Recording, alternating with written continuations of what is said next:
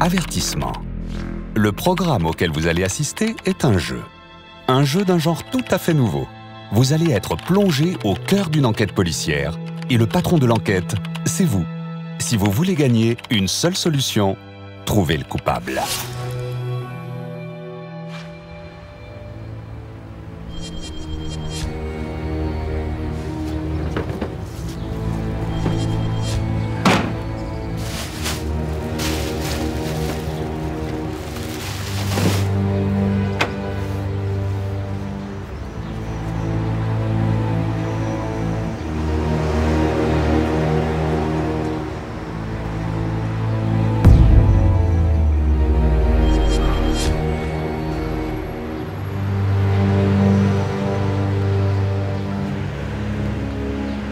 Vous avez demandé la police.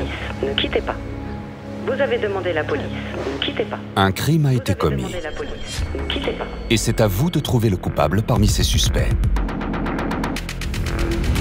Pour cela, vous serez en immersion totale avec Emma Lefebvre et Olivier Caratis.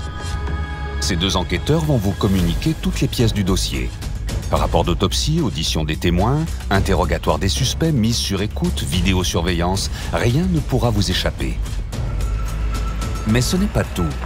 En vous rendant sur France.tv, vous pourrez voir ou revoir des moments clés qui peut-être vous aideront à résoudre cette enquête.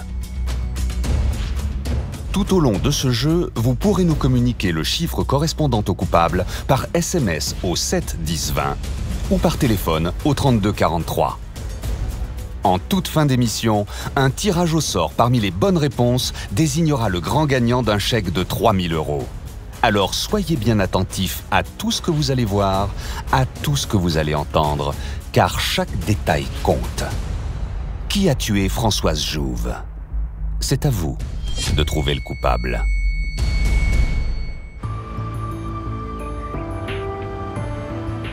Bon, si on reprend depuis le début, qu'est-ce qu'on a dans ce dossier? Françoise Jouve, 66 ans, veuve. Elle habitait seule à Aix-en-Provence dans un hôtel particulier. Dans sa région, on l'appelait la baronne de l'immobilier. Il faut dire que sa réussite et sa fortune étaient considérables. Plus de 20 millions d'euros. De quoi susciter des jalousies, des envies. Et même un meurtre. C'est l'agent d'entretien qui a découvert le corps le 18 janvier. Il allait commencer sa journée.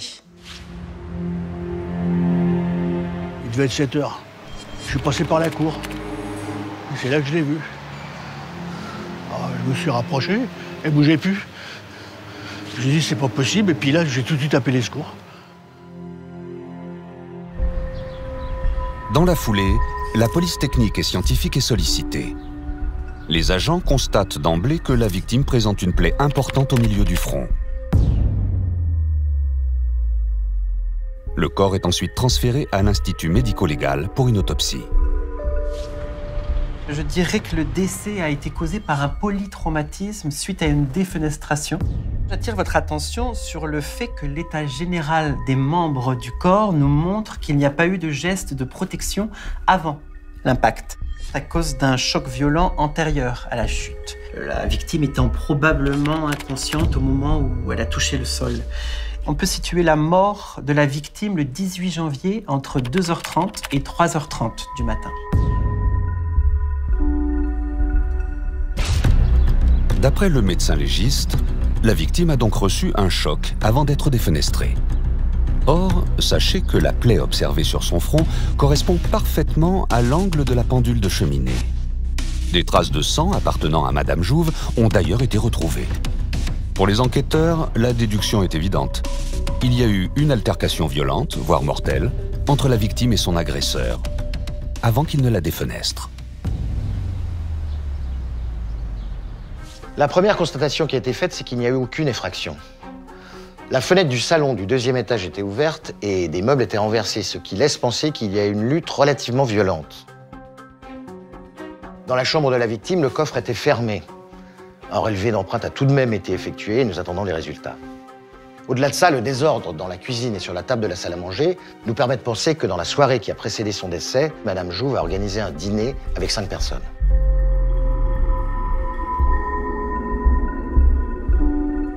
On On a retrouvé le portable de Françoise Jouve. L'historique des appels a révélé que la dernière personne à qui elle a parlé est une certaine Solange Dorval, qu'elle a appelée à son domicile à 2h45 du matin. Leur conversation a duré 15 minutes. Solange Dorval, c'est l'assistante personnelle et dévouée de Françoise Jouve, toujours à l'écoute de ses moindres désirs depuis 15 ans.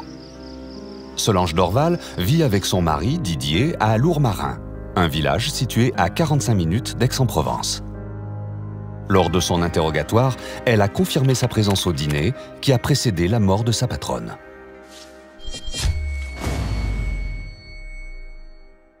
Je suis partie la première de la soirée. J'avais de la route. Je dormais depuis un bon moment quand Françoise me téléphonait. Le fait de me réveiller ne la dérangeait pas. En fait, il n'y a pas grand-chose qui dérangeait Françoise, surtout avec moi. C'est la dernière fois que je l'ai entendue.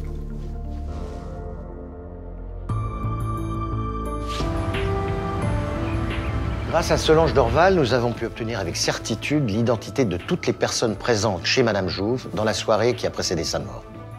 Ces 6 personnes sont nos potentiels suspects. Hormis Solange Dorval, il y avait deux couples au profil assez différents. Sophie et Pierre Dutilleul, des amis de très longue date de Françoise Jouve. Et il y avait Marc Dubois, très proche de la victime selon Solange Dorval. Il était accompagné de son petit ami Jérôme Pérez. Françoise tenait absolument à fêter l'anniversaire de Marc chez elle, une sorte de tradition. Moi, j'avais prévu autre chose, mais bon, je pouvais pas dire non à Françoise. C'était impossible de lui dire non. Dès qu'il y avait un clou à planter, une fuite, un truc à réparer, ben, je m'y collais. Mathilde, allez ouvrir. Bon anniversaire, mon chéri. Merci, Françoise. Si tu pouvais faire pareil avec la caméra dehors, elle est toujours pas réparée, tu sais. Alors, je le faisais, mais je le faisais surtout pour Marc. Parce que je l'aime. Jérôme Pérez habite dans le 6e arrondissement de Marseille, près du cours Julien. Il est serveur dans un bar branché. Jérôme est en couple avec Marc Dubois depuis 2 ans, mais ils ne vivent pas ensemble. Marc Dubois habite en plein cœur d'Aix-en-Provence, où il occupe 2 étages d'un immeuble appartenant à Madame Jouve. À voir la gamme de son véhicule, on imagine aisément qu'il ne manque de rien. Un train de vie plutôt surprenant pour un artiste peintre amateur qui n'a jamais exposé et qui travaille comme bénévole dans une association culturelle. Je peux pas y croire. Françoise, c'était comme ma mère. Un jour, elle est venue dans mon atelier. Peu de temps après la mort de son mari, on a eu un vrai coup de cœur. Ça faisait à peu près 5 ans qu'on se connaissait. Elle organisait toujours quelque chose pour mon anniversaire. Bon, là, c'est vrai que quand j'ai vu ses anciens amis arriver, ça m'a paru curieux, mais Françoise était toujours pleine de surprises. Elle va beaucoup me manquer. Et n'oublions pas que ce soir-là, il y avait aussi l'employée de maison de la victime. Elle s'appelle Mathilde Saunier et nos services sont parvenus à la localiser. C'est à Marseille, à 45 minutes environ du domicile de sa patronne, que Mathilde Saunier a été interpellée. Elle vit dans le quartier populaire du Panier. Françoise Jouve l'avait embauchée comme employée de maison il y a environ 3 mois. Ce soir-là, Madame Jouve avait prévu un dîner pour l'anniversaire de Marc, son petit protégé. Puis il y avait un autre couple qui n'avait rien à voir. Et puis il y avait Solange aussi, son assistante, qui s'en est pris plein la gueule, comme d'hab. Pardon, mais je dois vous dire que Madame Jouve, c'était pas forcément une gentille, hein.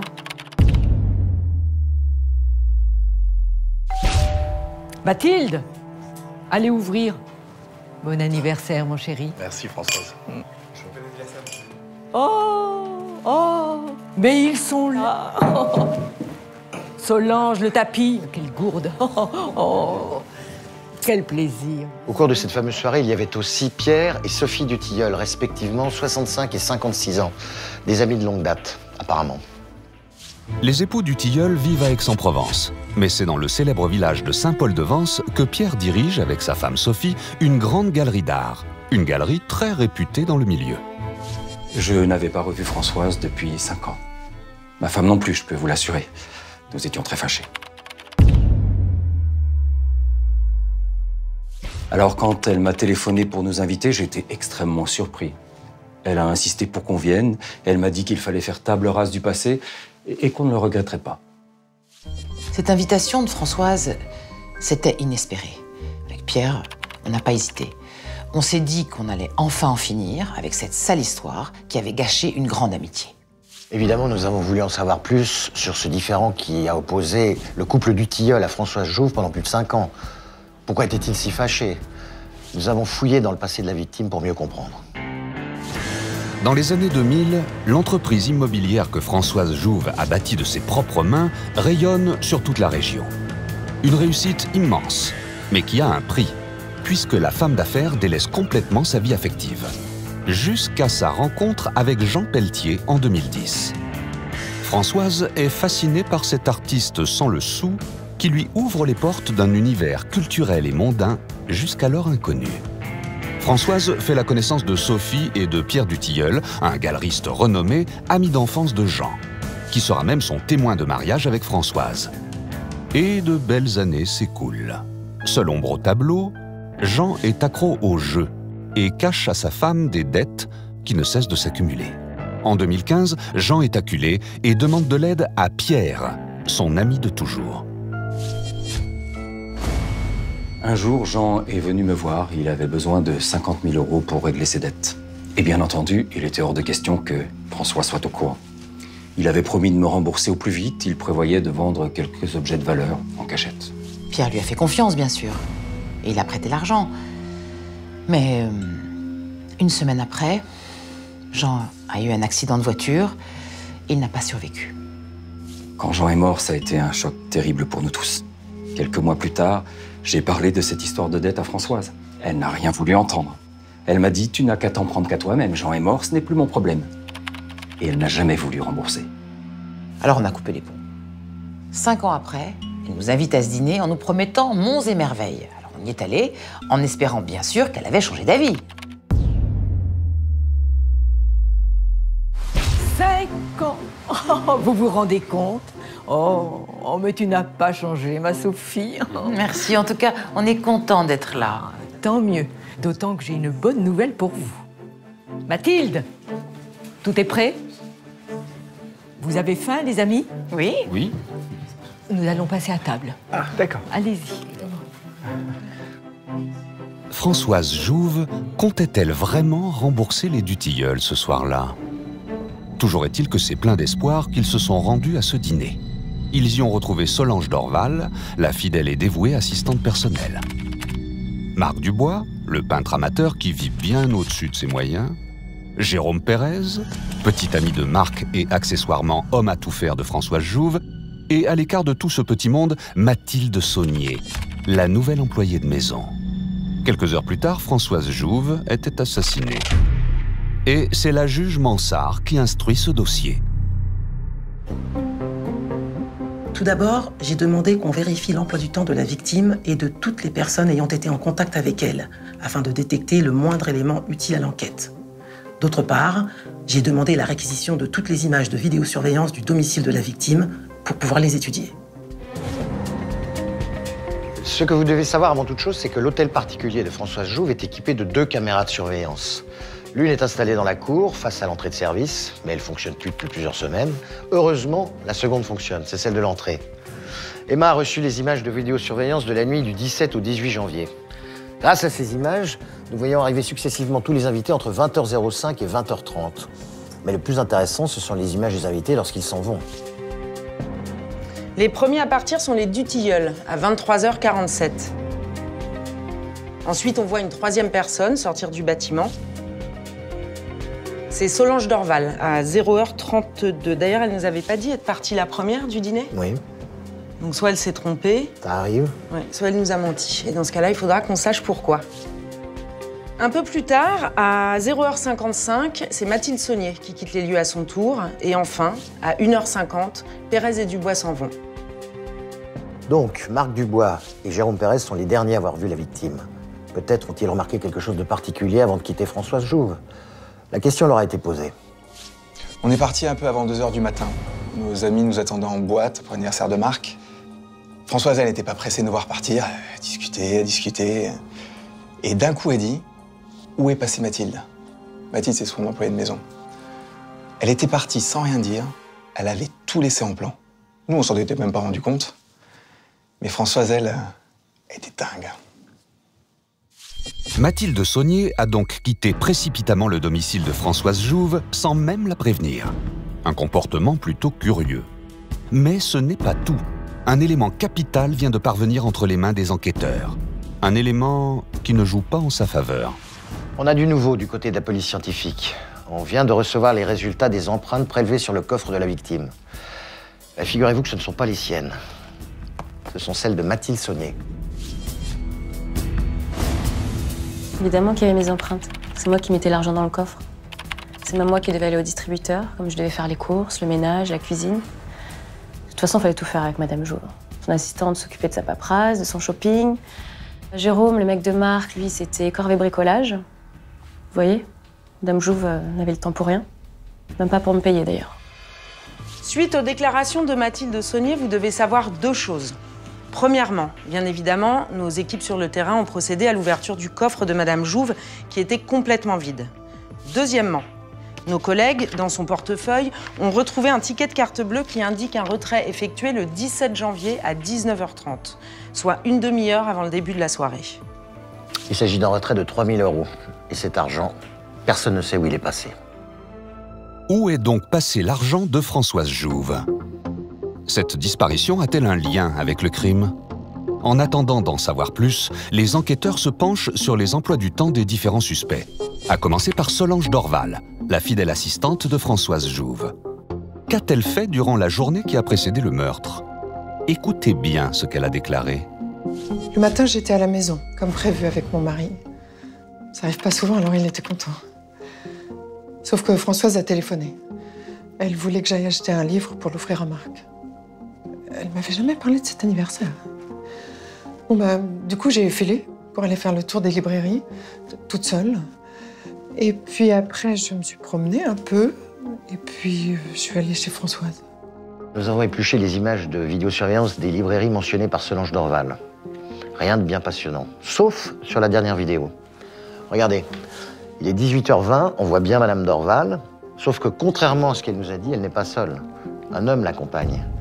On ne distingue pas son visage, mais il porte une écharpe en tartan, c'est ça? Oui, tartan. Enfin, écossais, quoi. Bon, là, on voit bien qu'ils se connaissent. Voilà, l'achat est fait et ils quittent la librairie chacun de leur côté. Bref, si je récapitule, Solange Dorval nous a dit avoir fait le tour des librairies toute seule, ce qui n'est pas le cas. Et tu te souviens qu'elle nous avait dit être partie la première de la soirée, ce qui n'est pas le cas non plus. Donc soit elle s'est trompée 2 fois et ça commence à faire beaucoup, soit elle a menti délibérément et à 2 reprises.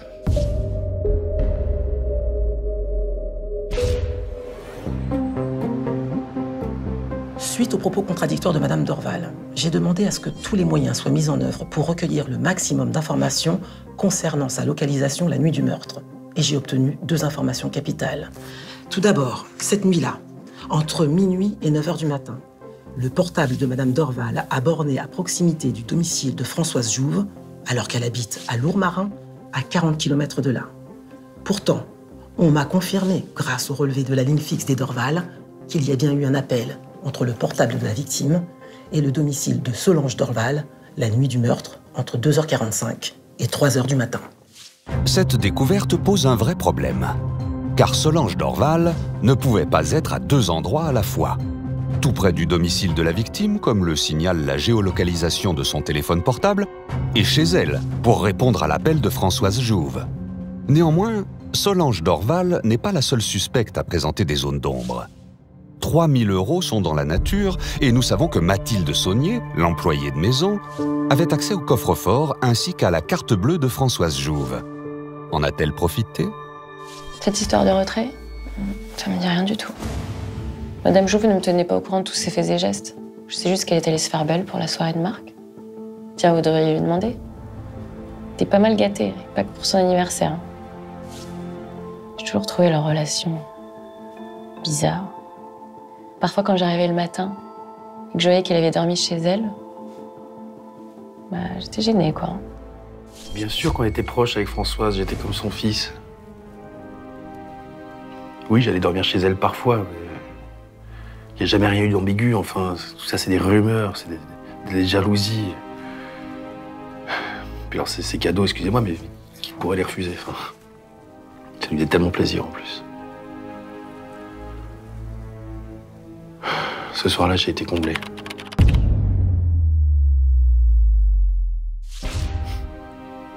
Certainement pas pour des questions d'argent.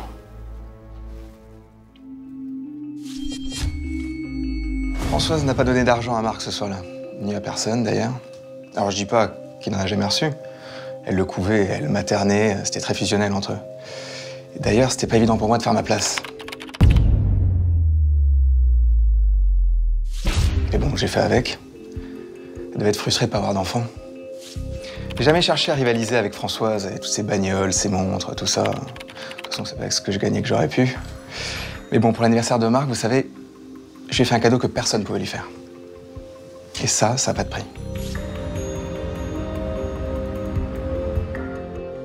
Tiens. Merci.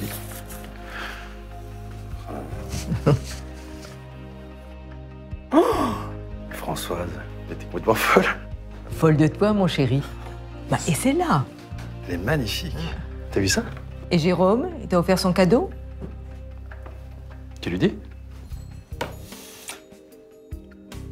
J'ai demandé Marc en mariage. Oh là là! Et il a dit oui. Oh, félicitations. Merci. Moi vivante, jamais.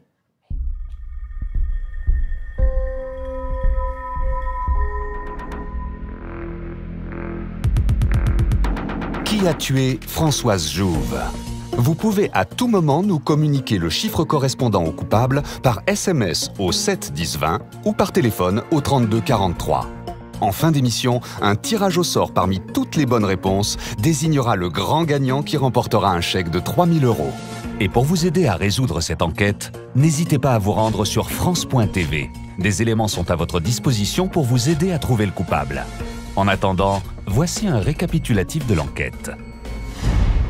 Le 18 janvier au matin, le corps de Françoise Jouve, riche baronne de l'immobilier, est retrouvé sans vie, au pied de son hôtel particulier.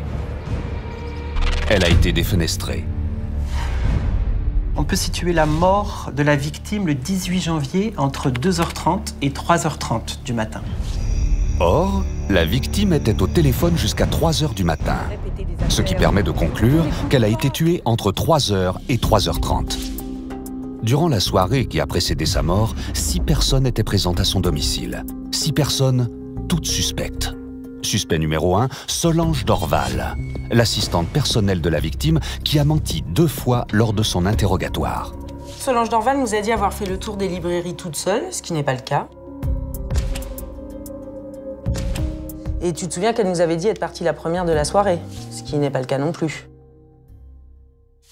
Suspect numéro 2, Jérôme Pérez, homme à tout faire de Françoise Jouve et petit ami de Marc Dubois.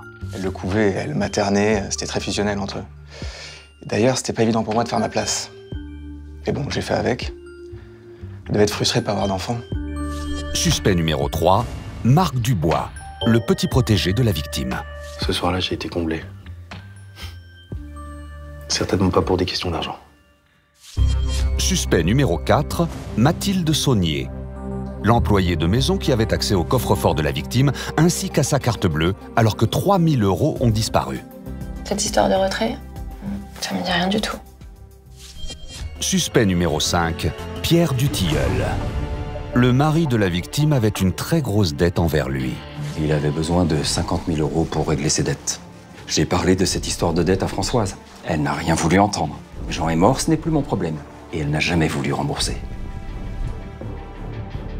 Suspect numéro 6, Sophie Dutilleul, l'épouse de Pierre Dutilleul, qui espérait ce soir-là récupérer enfin l'argent que Françoise Jouve a toujours refusé de rembourser.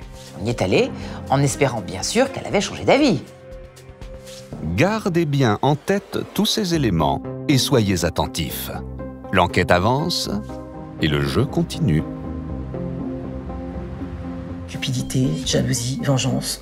Plusieurs raisons pourraient expliquer un tel crime. Pour que les enquêteurs progressent dans leurs recherches, j'ai demandé par commission rogatoire qu'ils puissent mettre les suspects sur écoute et qu'on récupère aussi les listings détaillées de toutes leurs communications. On vient de nous transmettre l'enregistrement d'une conversation téléphonique vraiment intéressante. Elle concerne Sophie Dutilleul qui était en ligne avec l'une de ses amies. Tu nous fais écouter, Olivier? Tout de suite. Françoise? Oh bah écoute, franchement, je vais pas la pleurer, hein. Si t'avais vu comment elle s'est comportée avec nous pendant ce dîner. Mais quelle garce, je te jure. Elle nous devait 50 000 €, je te rappelle. Est-ce que tu t'imagines? Et Pierre qui me dit, t'inquiète, on va récupérer notre argent. Tu parles, c'est bien foutu de nous. De toute façon, elle avait l'art pour se faire des ennemis. Eh ben, elle a eu ce qu'elle méritait, crois-moi. Ouais. J'avoue que j'étais folle de rage au téléphone, je suis allée trop loin. Mais avec ce qui s'est passé l'autre soir, je ne pouvais pas faire autrement. Françoise nous avait promis une bonne nouvelle qu'on n'allait pas le regretter. Mais c'était pas du tout ce qu'on attendait. Mes amis, est-ce que vous savez ce que mon cher Marc fait de beau dans la vie? Non, dites-nous. Je suis bénévole dans une association de quartier. Oh, mais pas seulement. Il fait aussi de la peinture. Oh, il a un talent incroyable. Attends, c'est une pépite. Merci. Mais vous exposez quelque part? Non, pas encore. C'est ça la bonne nouvelle, mes amis. Pierre, ce petit génie n'a pas encore de galerie. Tu vas pouvoir t'en occuper. Alors j'ai dit à Pierre, ça suffit, maintenant faut que tu lui parles. À un moment, j'ai pris Françoise à part pour lui parler de la dette. Elle m'a répondu que je devais tirer un trait sur le passé, que les tableaux de Marc valaient beaucoup plus de 50 000 € et qu'il fallait arrêter de quémander. Vous vous rendez compte? Et c'est là qu'on a compris qu'on serait jamais remboursé. On est rentré chez nous. Je me sentais tellement humiliée. De toute façon, cette femme a toujours pris un grand plaisir à rabaisser tout le monde. Tenez, la pauvre Solange. Je ne sais pas comment elle a supporté tout ça. Et son employé de maison. Mais vous auriez vu comment elle la traitait. J'ai bien senti qu'il y avait une embrouille entre Madame Jouve et ses soi-disant vieux amis. Moi, c'était pour une histoire de fric, ce qui m'a pas du tout étonnée. Moi aussi, je me suis pris la tête avec elle. Elle me devait 1 mois de salaire. Alors déjà qu'à payer au lance-pierre. Quand j'ai vu le couple se lever d'un coup, j'ai vite capté que moi non plus, je serais jamais payée. Et là, je me suis dit, ok, laisse tomber. Et je me suis barrée. Puis je rejoins mon mec. Chez lui. Mathilde Saunier a quitté le domicile de Françoise Jouve à 0h55 et on voit bien qu'elle était au téléphone en sortant du bâtiment.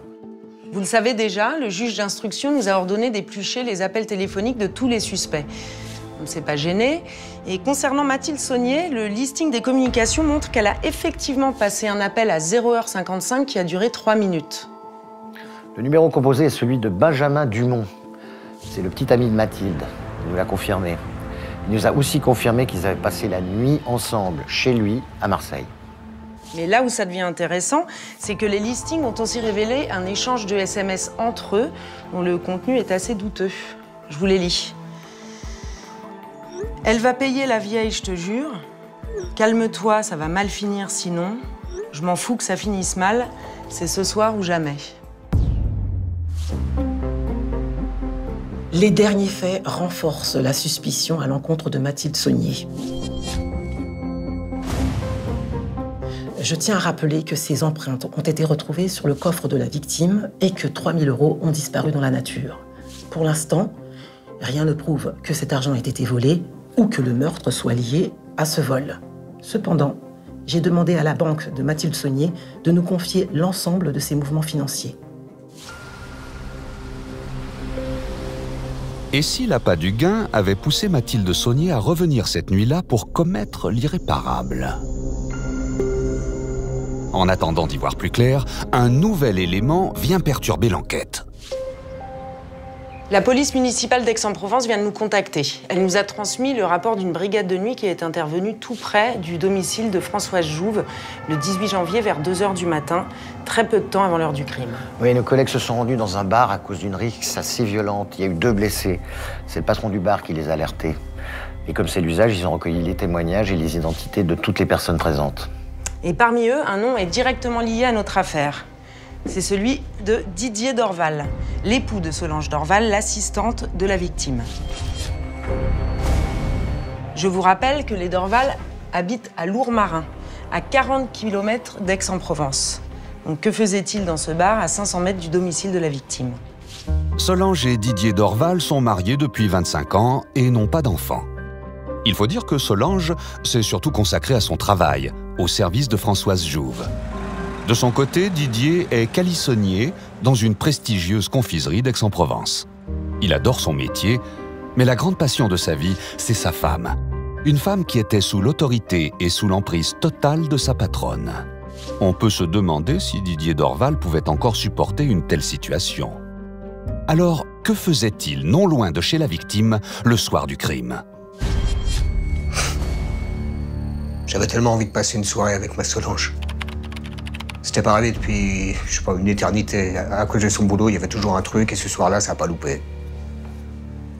Sa patronne l'a appelé pour une histoire d'anniversaire et Solange a rappliqué, sauf que, enfin, pour moi, là, cette fois, c'était trop, j'en pouvais plus. Alors, je suis allé chez sa patronne pour récupérer ma femme.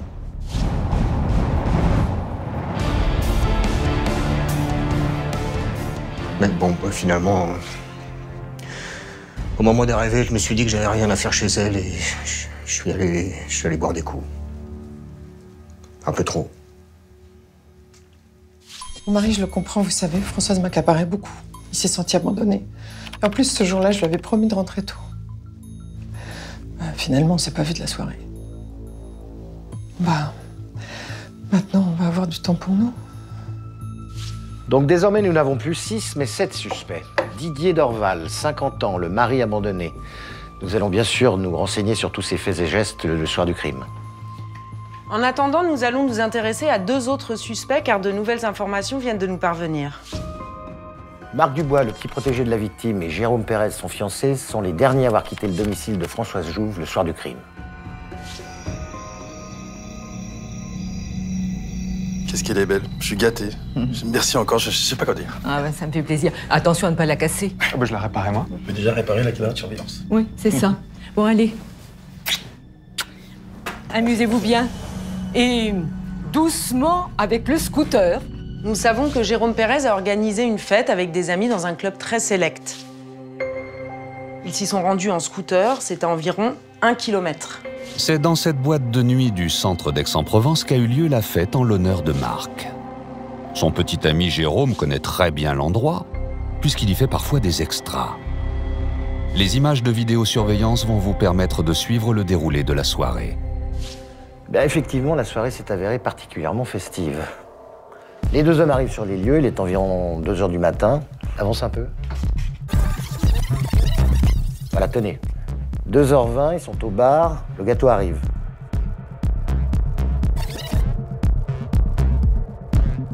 Un quart d'heure après, le patron leur apporte de quoi se désaltérer. Aux environs 3 h, il y a beaucoup de monde, Marc ne sait plus où donner de la tête. Un quart d'heure après, la fête bat son plein, tout le monde s'amuse.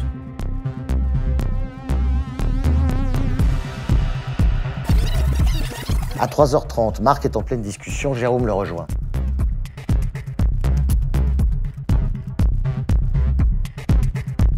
Et à 5 h 45, il quitte le club, visiblement très en forme.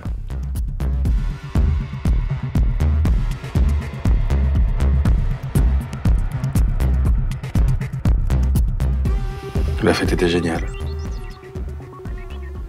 Jérôme avait tout bien organisé comme d'habitude. On est rentré à 6 h du matin et j'aurais jamais cru que le lendemain serait aussi atroce.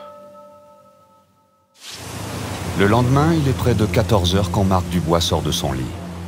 Il se rend chez Françoise Jouve et apprend la terrible nouvelle. Le jeune homme vient de perdre une amie chère. Mais il n'a pas tout perdu dans cette affaire. L'enquête vient de prendre un nouveau tournant. Nos services ont été contactés par Maître Vina, le notaire de la victime. Il nous informe de l'existence d'un acte notarié signé en son étude il y a 2 ans. Cet acte fait de Marc Dubois le légataire universel de Madame Jouve. C'est-à-dire qu'à sa mort, c'est Marc Dubois qui hérite de l'intégralité des biens.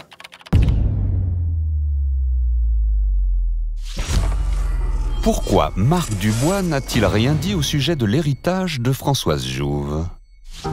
Quoi qu'il en soit, l'enquête se poursuit avec un nouveau rebondissement. Il concerne Solange Dorval, l'assistante personnelle de la victime. La police municipale vient de nous communiquer un élément a priori banal, mais qui risque d'avoir de fortes répercussions sur l'enquête. Oui, en effet, le véhicule de Solange Dorval a été verbalisé pour stationnement gênant le 18 janvier à 9 h 20, à seulement 2 minutes en voiture du domicile de Françoise Jouve. Nos collègues ont mené une enquête de voisinage qui s'est avérée payante, puisque une réceptionniste d'un hôtel situé juste à côté du lieu de la verbalisation a formellement identifié notre suspect. Je me souviens parfaitement d'elle. Elle est rentrée comme une furie. Elle avait l'air totalement paniquée. Tout ça pour un portable, vous allez me dire. Enfin, comme les femmes de ménage n'étaient pas encore passées, on allait voir dans la chambre où elle était venue la veille. Je lui ai ouvert, elle a tout de suite repéré son portable. Elle l'a pris et elle est partie aussi vite. Nous comprenons enfin pourquoi le portable de Madame Dorval a borné toute la nuit du 17 au 18 janvier à proximité du domicile de la victime. Manifestement, Madame Dorval s'est rendue dans cet hôtel la nuit du meurtre. J'ai bien évidemment demandé la réquisition de toutes les images de vidéosurveillance de l'hôtel. Nous voici donc dans la réception de cet hôtel le 18 janvier. Il est 0h45 et nous reconnaissons d'emblée Solange Dorval. Elle est seule, elle récupère une clé de chambre, j'imagine, et se dirige vers l'ascenseur. 3 minutes plus tard, un homme arrive de dos, impossible de l'identifier. Si ce n'est par son chapeau et le motif de son écharpe. Le fameux tartan. Bon, en tout cas, il ressemble trait pour trait à l'homme qui était dans la librairie avec Solange Dorval. Un peu plus tard dans la nuit, fin du suspense. On reconnaît maintenant aisément Pierre Dutilleul. C'est lui qui accompagne Solange Dorval. Et là, nous les voyons quitter l'hôtel à 1h45. Une liaison vient d'être découverte entre Pierre Dutilleul et Solange Dorval. Dans une affaire criminelle aussi grave, on est en droit de se demander pourquoi les deux suspects ont caché leur liaison aux enquêteurs et surtout pourquoi ils ont caché leur présence à proximité du domicile de la victime la nuit du meurtre. Afin de creuser cette piste, j'ordonne 2 perquisitions, l'une chez les Dorval, l'autre chez les Dutilleul.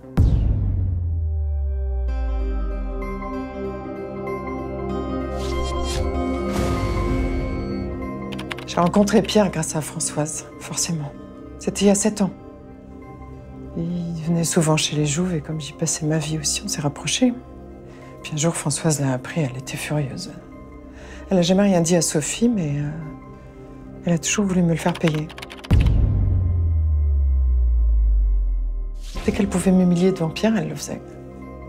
Mon mari, lui, n'a jamais rien su. Jusqu'à ce soir-là. Quand je suis arrivé, j'ai vu Solange sortir de chez Madame Jouve. J'étais au volant, j'avais mon portable, alors je l'ai appelé, et là, j'ai vu qu'elle voulait pas me répondre. J'ai senti un truc, alors je l'ai suivi jusqu'à ce qu'elle rentre dans un hôtel. Je croyais pas. Et alors, je sais pas, j'étais tellement mal que je suis rentré dans un bar, puis j'ai picolé. Et quand le bar a fermé, c'est là que je suis allé à l'hôtel. Je suis pas allé chez Madame Jouve. Même si je suis sûr que tout ça, c'est à cause d'elle.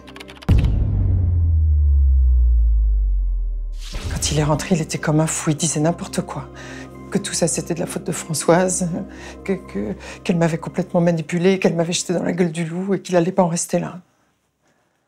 Après les déclarations de Solange Dorval, nous comprenons mieux maintenant ce qui aurait pu conduire son mari à commettre un tel crime. Reste à savoir où s'est rendu Didier Dorval après avoir noyé son chagrin dans l'alcool. Tout ce que nous avons, ce sont les images de vidéosurveillance de l'hôtel dans lequel se sont retrouvés Pierre Dutilleul et Solange Dorval. Regardez, comme il nous l'a déclaré, on voit très bien Didier Dorval entrer dans l'hôtel. Il s'entretient assez violemment avec le veilleur de nuit qui va mettre un bon bout de temps avant de le raisonner.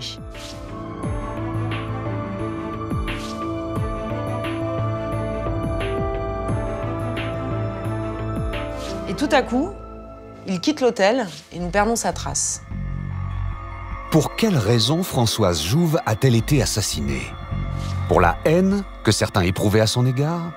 Pour son argent? Ou par vengeance? La vengeance. Voilà un mobile qui a pu motiver bien des suspects. La banque qui gère le compte de Mathilde Saunier vient nous transmettre l'historique de ses opérations bancaires.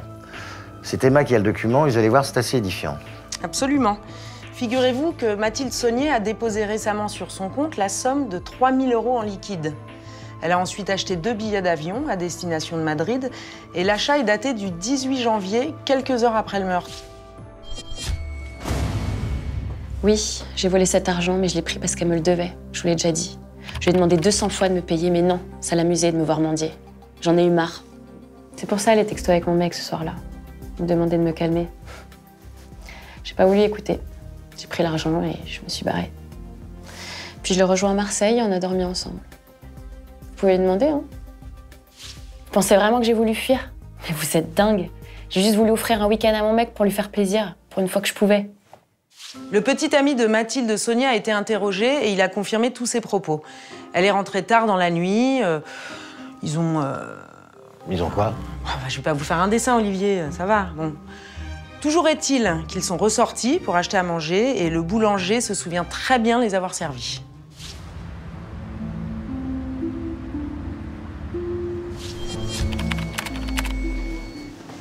Bien sûr que je les connais.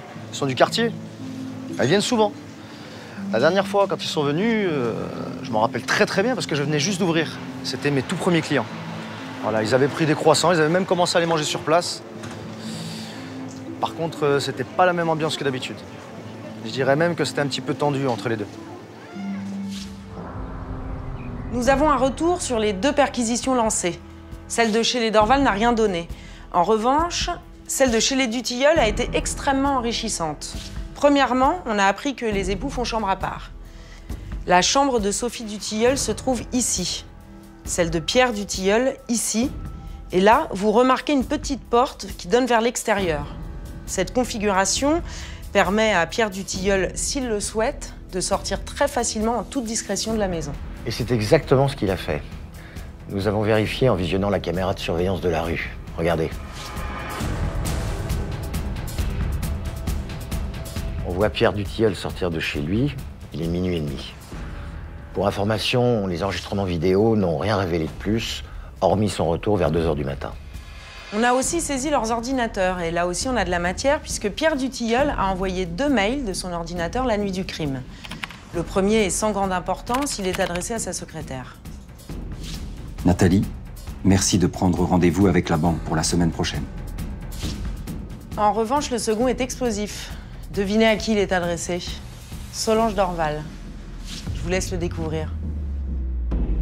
Ma Solange, je sais combien tu souffres, mais je suis là, mon amour.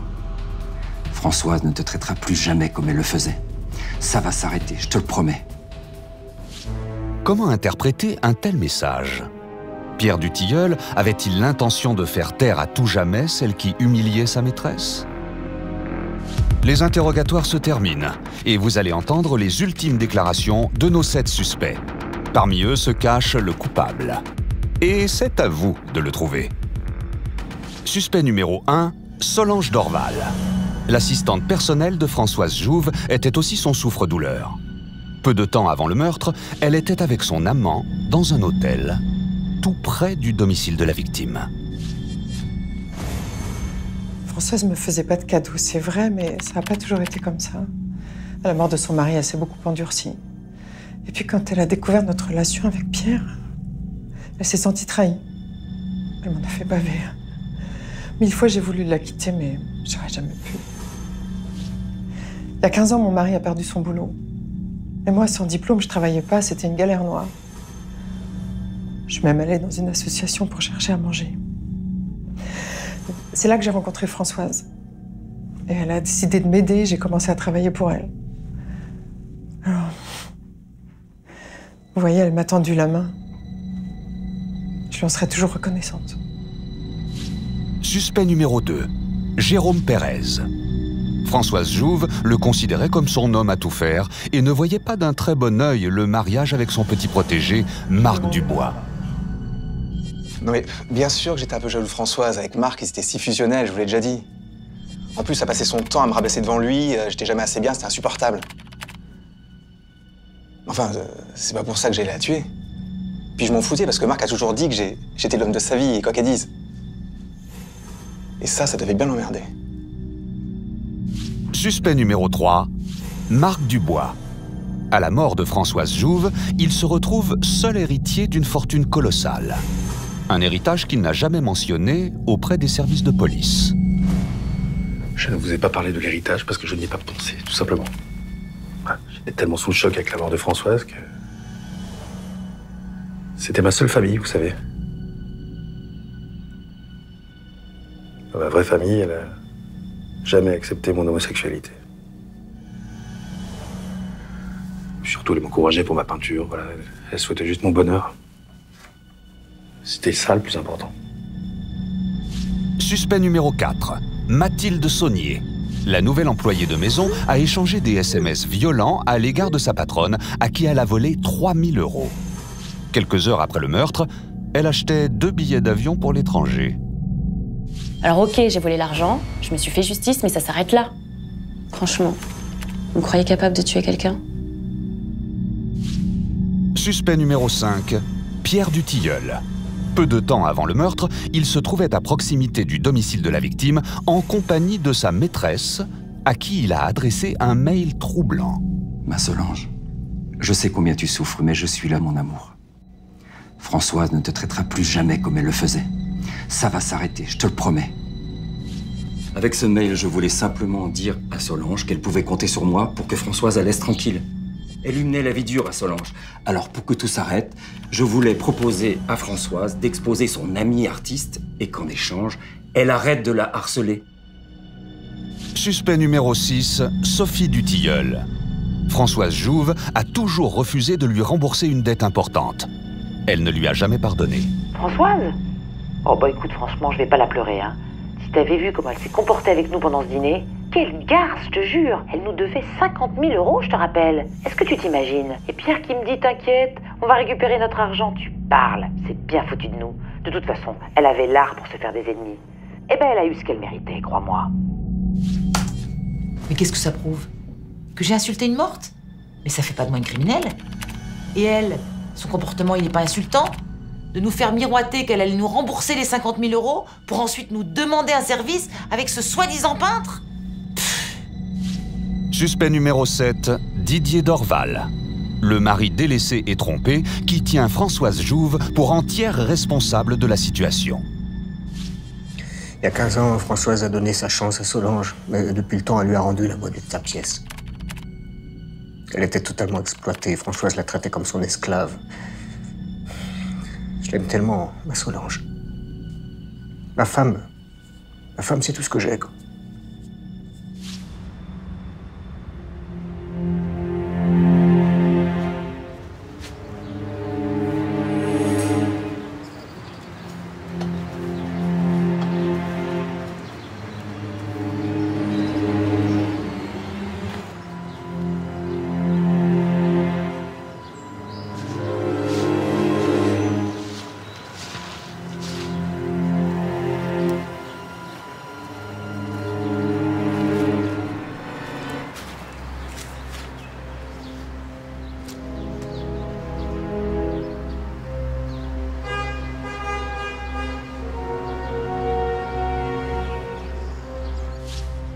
D'accord, merci. Oui, merci de nous avoir prévenus. Je vous envoie une équipe pour venir la récupérer. C'est noté, monsieur Pailleul. Au revoir. Pailleul? Oui, c'est l'agent d'entretien. Il est tombé sur quelque chose en ratissant les feuilles et il m'a parlé d'un carré de tissu blanc. Un mouchoir? Oui, ou une pochette de costume. Grâce à cette dernière découverte capitale, vous avez maintenant tous les éléments pour inculper l'un de ces 7 suspects. Il ne vous reste qu'une minute pour envoyer le chiffre correspondant au coupable par SMS au 7 10 20 ou par téléphone au 32 43. Après tirage au sort, le grand gagnant sera récompensé d'un chèque de 3 000 €. Alors qui a tué Françoise Jouve? Solange Dorval? Jérôme Pérez? Marc Dubois? Mathilde Saunier? Pierre Dutilleul? Sophie Dutilleul? Ou enfin Didier Dorval? Alors que l'enquête est sur le point de se conclure, les preuves qui innocentent certains suspects vont vous être révélées.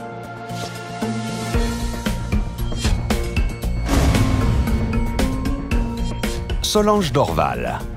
Elle était avec son amant dans un hôtel, non loin du domicile de la victime. Mais elle en est partie à 1h45. 1 heure plus tard, elle répondait à l'appel de Françoise Jouve sur sa ligne fixe, chez elle à Lourmarin, jusqu'à 3 h du matin. Présente à 45 minutes de distance d'Aix-en-Provence, elle ne pouvait pas être sur le lieu du crime entre 3 h et 3 h 30. Elle est donc disculpée. Marc Dubois. Certes, l'appât du gain aurait pu motiver son geste. Mais sa présence à la fête que lui organisait son fiancé entre 3 h et 3 h 30 prouve son innocence.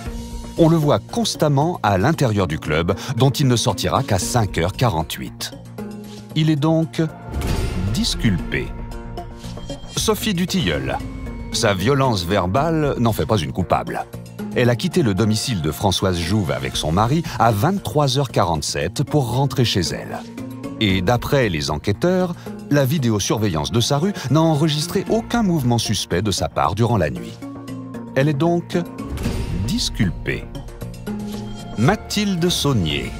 Elle a avoué avoir volé 3 000 € à Françoise Jouve. Serait-elle revenue dans la nuit en espérant augmenter son butin? Impossible, car le témoignage du boulanger de son quartier l'Innocente. Souvenez-vous. Je m'en rappelle très bien parce que je venais juste d'ouvrir. C'était mes tout premiers clients. Voilà, ils avaient pris des croissants, ils avaient même commencé à les manger sur place. L'ardoise sur le mur derrière le boulanger affiche une ouverture à 3h du matin. C'est l'heure à laquelle Mathilde Saunier était dans cette boulangerie de Marseille, à 45 minutes du domicile de la victime. Elle ne pouvait donc pas être sur le lieu du crime entre 3h et 3h30. Elle est donc disculpée. Didier Dorval. Il a été signalé vers 2h du matin lors d'une bagarre dans un bar près du domicile de la victime. Quand le bar a fermé, il s'est rendu à l'hôtel où sa femme avait retrouvé son amant. Si vous avez bien observé les horaires, vous avez pu voir que son altercation avec le veilleur de nuit a eu lieu entre 2h58 et 3h33. Il n'a pas pu aller chez Françoise Jouve pour l'assassiner entre 3h et 3h30. Il est donc disculpé. Il ne reste plus que 2 suspects. 2 suspects qui ont un point commun. Le soir du meurtre, ils portaient une pochette de costume. Alors, qui a tué Françoise Jouve?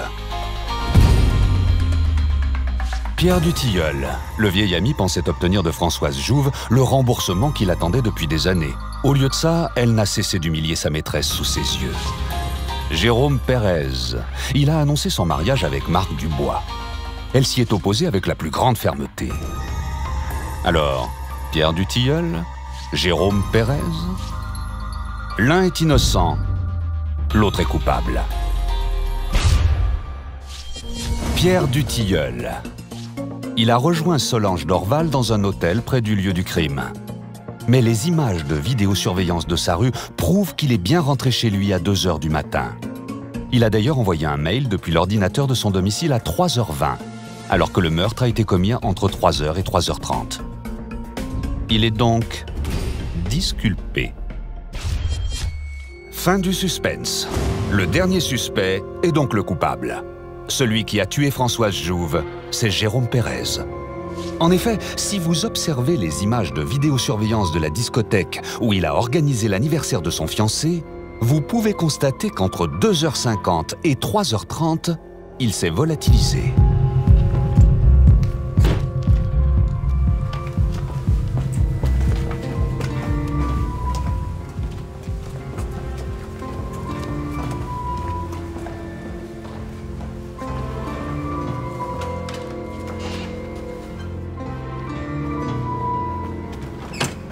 Il s'est rendu en scooter jusqu'au domicile de Françoise Jouve.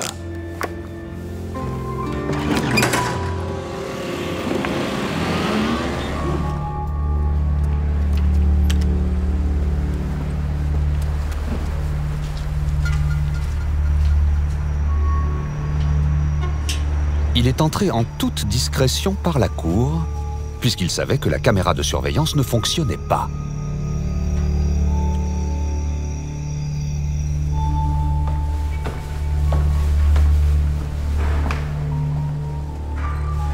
Tu n'écoutes pas, qu'est-ce que tu veux que je te dise? Attends, ça sonne. Bon, je te laisse. Oh, qu'est-ce que c'est?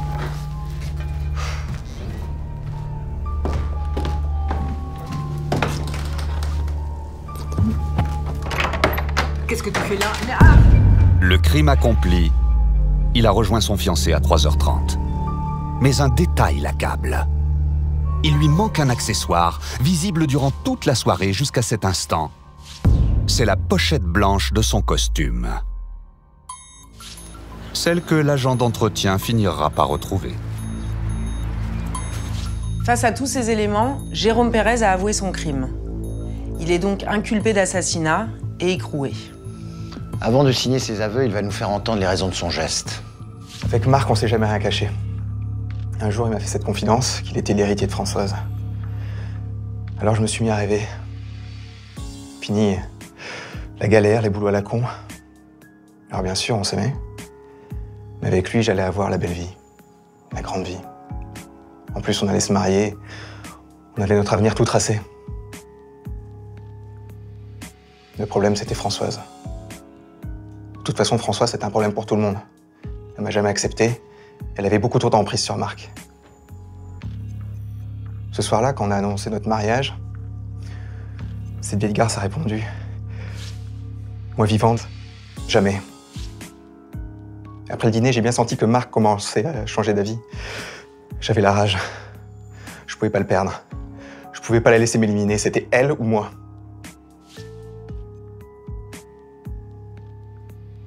Pendant la fête, Marc avait trop bu. Il y avait beaucoup de monde. Je connaissais bien la boîte. J'ai pu m'échapper sans problème. Quand j'étais parti, je pouvais plus faire marche arrière. Alors, j'ai fait ce qu'il fallait. J'ai fait ce que tout le monde aurait voulu que je fasse. Ce que tout le monde aurait voulu faire. Tout ce qu'elle méprisait.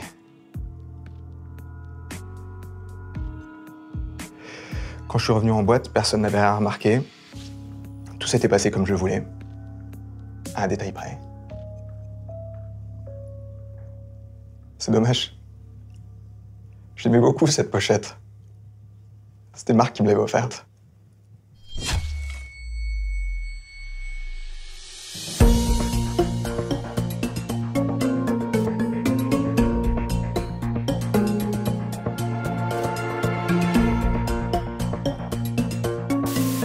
Tout de suite, un nouvel épisode de À vous de trouver le coupable. Vous allez pouvoir retrouver tous vos comédiens dans des rôles complètement différents. Ils vont interpréter des personnages qui vont vous plonger dans une toute nouvelle enquête. 3 000 € sont à gagner. La troupe de À vous de trouver le coupable vous dit à tout de suite.